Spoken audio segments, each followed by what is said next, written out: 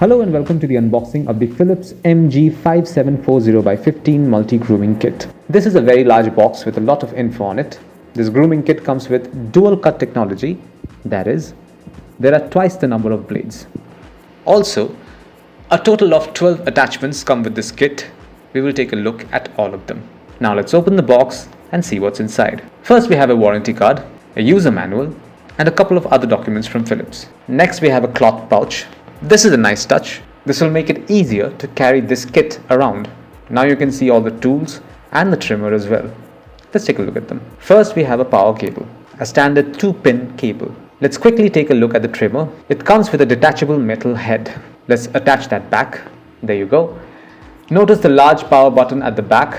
The trimmer has a metallic finish but with an ergonomic grip. There is a Philips logo at the side as well. Overall, it looks quite sturdy. Back to the box. The kit also comes with 12 additional tools. Let's take a quick look at them.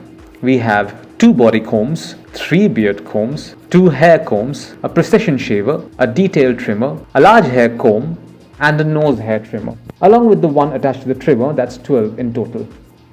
Finally, there is a head cleaning brush. That's all you will find inside this box. Thank you so much for watching.